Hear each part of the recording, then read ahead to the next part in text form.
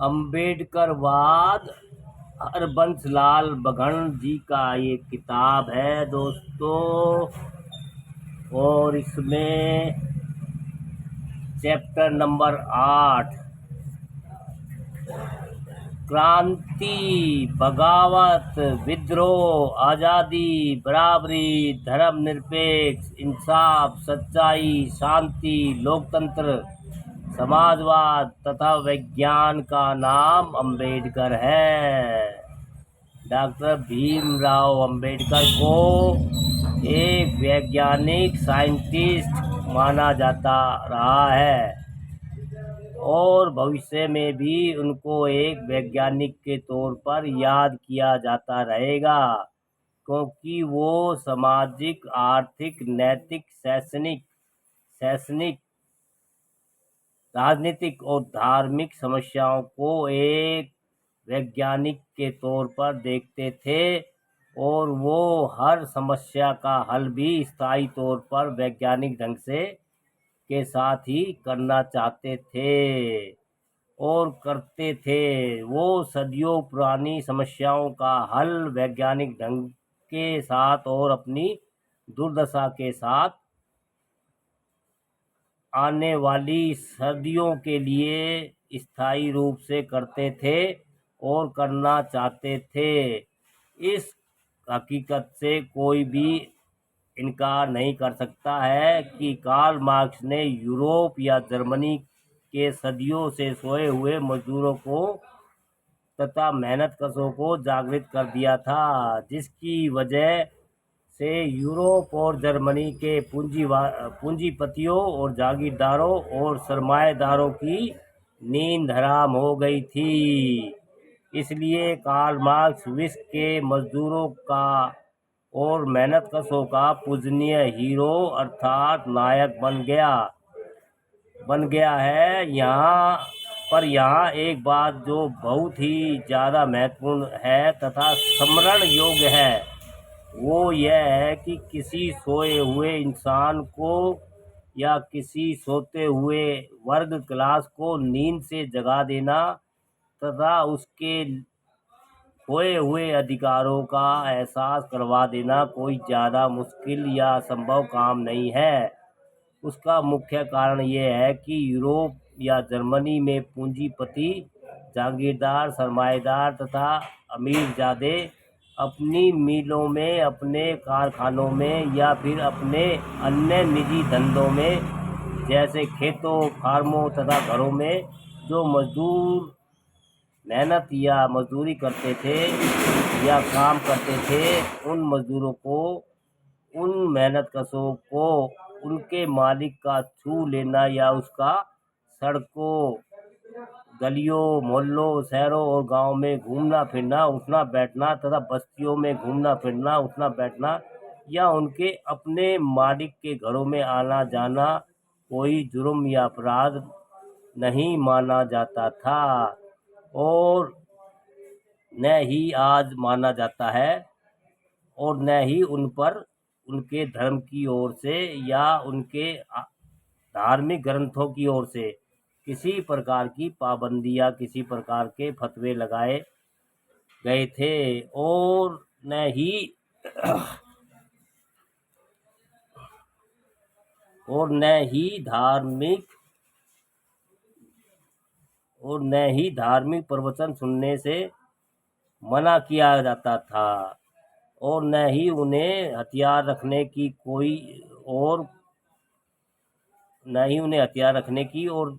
और हथियार चलाने की कोई मनाही थी। यूरोप, जर्मनी में इस तरह की घटिया तथा निम्न स्तर की प्रथाएं न तो पहले कभी पाई जाती थी और न ही वर्तमान समय में इस तरह की कोई घटिया प्रथा पाई जाती है। हाँ, यह जरूर था कि यूरोप में, जहाँ जर्मनी में मालिकों की ओर से, पूंजीपतियों की ओर से, सरमाएदारों की ओर से तथा जागीरदारों की ओर से मेहनतकशों का और मजदूरों का आर्थिक शोषण बहुत ही ज़्यादा होता था, परंतु धर्म, जाति, उपधर्म, वर्ण, गोत्र के नाम पर कोई भी किसी तरह का मानसिक, सामाजिक, राजनीतिक, नैतिक तथा आर्थिक शोषण नहीं होता था और न ही कोई जाति का भेदभाव होता था तथा न ही वर्तमान समय में इस तरह का कोई गरीब या मजदूरों का शोषण होता नजर आता है और किसी प्रकार का कोई पक्षपात होता भी नजर नहीं आता। मालिक का मजदूर को हाथ लगाना, मजदूरों को अपने मालिक को हाथ लगाना और मजदूर या का मालिक का मजदूर को छू लेना कोई अपराध या पाप नहीं माना जाता था और न ही आज माना जाता है। किसी मेहनतकश किसी मजदूर की जिंदगी की तरक्की के रास्ते में या तरक्की के साधनों में धर्म, जाति, वर्ण और गोत्र आदि बाधक नहीं पाए जाते थे और न ही आज ये बुराइयां वहाँ पाई जाती है। यूरोप या जर्मनी में किसी भी संबुक का सिर इसलिए नहीं काटा जाता था तथा आज भी सिर नहीं काटा जाता है कि वो एक शूद्र अछूत को होकर भक्ति कर रहा था या भक्ति कर रहा है। यूरोप या जर्मनी में किसी एकलव्य के हाथ का अंगूठा इसलिए नहीं दक्षिणा में मांग के काटा जाता था कि वो नीच जाति का शूद्र होकर शास्त्र विद्या में निपुण क्यों हो रहा है। कार्ल मार्क्स ने दुनिया के सोए हुए मजदूरों को जगाकर ईमानदारी के साथ एक बहुत ही महत्वपूर्ण, महान और प्रशंसनीय कार्य किया है जिसके आगे हर अच्छी सोच वाले इंसान का सिर झुक जाना संभावी है। इसमें शक की कोई गुंजाइश ही नहीं है कि कार्ल मार्क्स एक इंसान तथा एक महान दार्शनिक हुए हैं, परंतु जब हम तस्वीर का दूसरा पहलू देखते हैं और इतिहास को संजीदगी तथा ईमानदारी के साथ खोजते हैं और उस पर विवेक और गंभीरता से विचार करते हैं तो हम देखते हैं कि विश्व में कार्ल मार्क्स से भी कोई महान शख्सियत पैदा हुई है। किसी सोए हुए इंसान को या सोते हुए वर्ग को नींद से जगा देना कोई मुश्किल, कठिन तथा महान कार्य नहीं है। सोए हुए को जगाकर उसकी मंजिल का रास्ता दिखा देना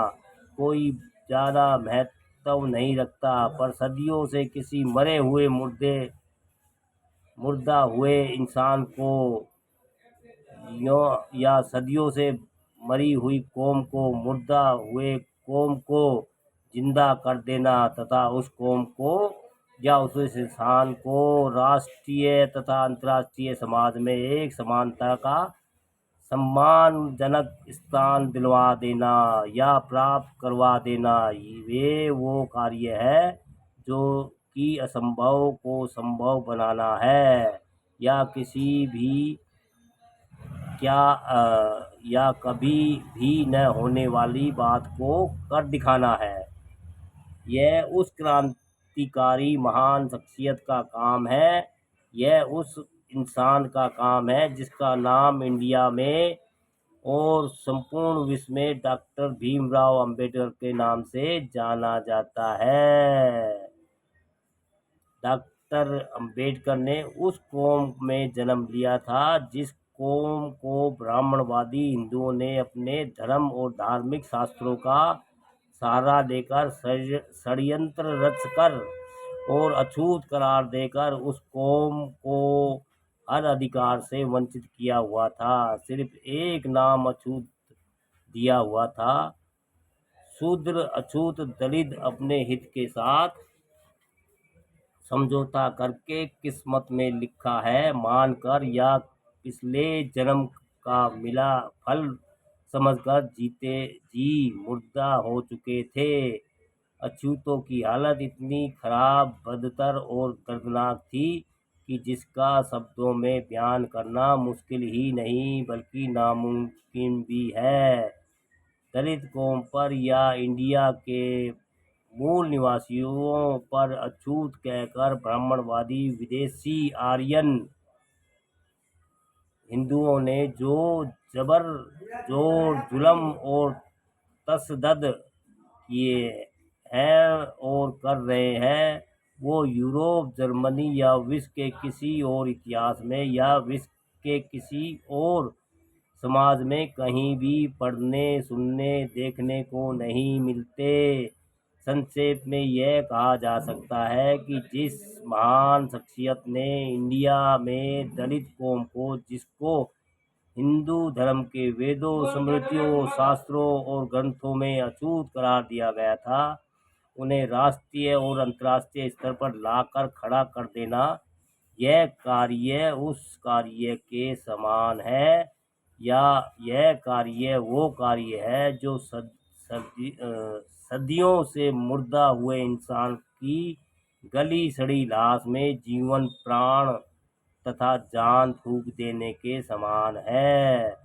इसलिए इस बात को संपूर्ण विश्व मानता है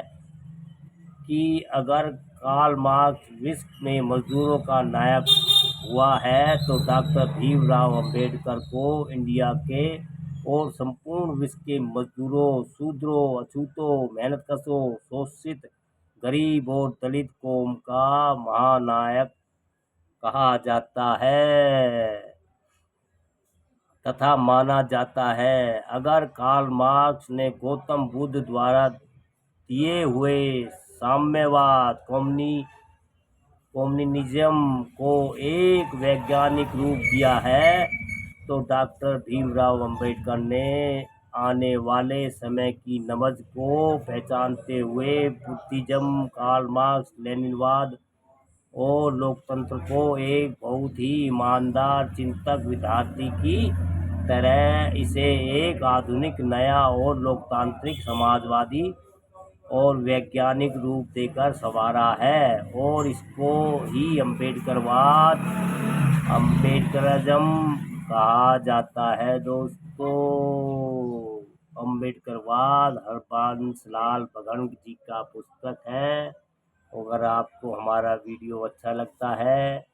तो लाइक, कमेंट, शेयर भी करते रहिए दोस्तों। सभी को जय भीम, जय भारत दोस्तों।